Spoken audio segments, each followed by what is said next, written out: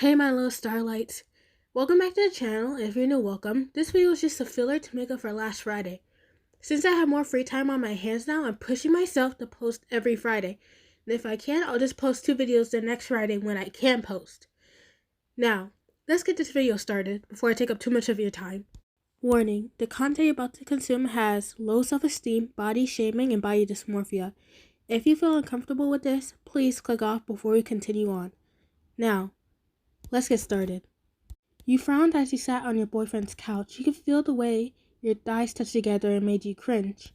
Now, it's common and usual for people's thighs to touch. Even so, you hated the way it felt, as if your body was taunting you, trying constantly to remind you how chubby you were.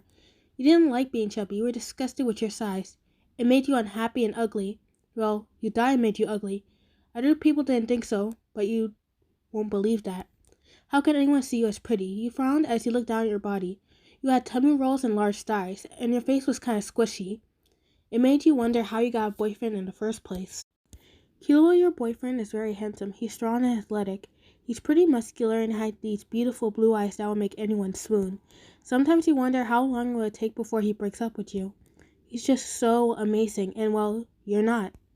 You deserve someone pretty and smart to love, you think. Before you knew it, tears were rolling down your cheeks, and you tried to wipe them away as quick as possible. You didn't want to cry. What if Killua saw you crying? You didn't want to worry him. Even so, you did worry him. Quite a lot, actually. He knows about how low your self-esteem is and always tries his best to make you feel loved.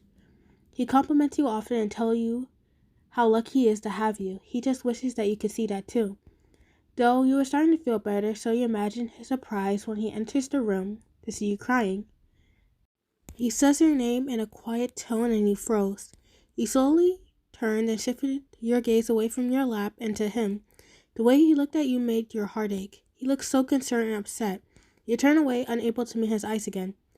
Oh, honey. He locked the front door and walked over to where you sat at the couch. He took a seat and held his hands together in his lap. It's getting bad again, isn't it? He asked softly. The sob you let out was more than enough to answer him. He wrapped his arms around you, and you guys were quickly lashed together, clinging into his hood as you cried. Hey, it's going to be okay, he whispered with a gentle tone. It'll be alright. You can talk to me, you know. What's bothering you? You stayed quiet. You wanted to tell him. You really did, but the words just wouldn't come out. Killua traced his hand up and down your back, trying to soothe you as he cried into his chest. You don't have to talk about it. It's alright. How about you nod and shake your head instead? Do you want that? You nodded your head, and Killua felt a little relieved. You're willing to communicate at least, which was a big help.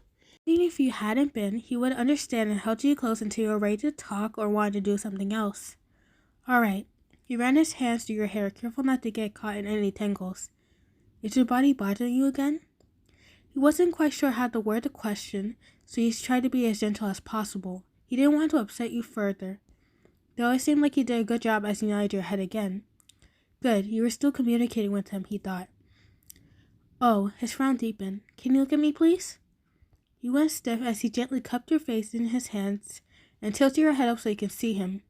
His eyes stared into yours as he wipes away your tears with his thumbs and moved your hair out of your face. There you go, he smiled. There's the pretty girl I love. You went silent and flushed to look away. You know, he began to take a serious expression. I think you're beautiful. I love you just the way you are, and I couldn't ask for a better significant other. You make me really happy. He leaned in and kissed your forehead. I'm really lucky to call you mine. You smiled and looked away again. You couldn't look at him. He was so sweet. You doubted what he told you about being pretty. You didn't feel pretty. Hey, what's that look for? He noticed the frown on your face and sighed. You don't believe me. That's okay. I'll just have to show you. You got caught off guard as he smiled and kissed you on your forehead again. He was quick to sit you up and lean over you, and pepper kisses all over your face, nose, cheeks, and forehead, and your lips.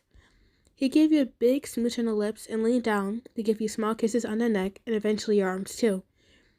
He kissed your hand, held it, and then looked you in the eyes. You're really beautiful, you know that, right?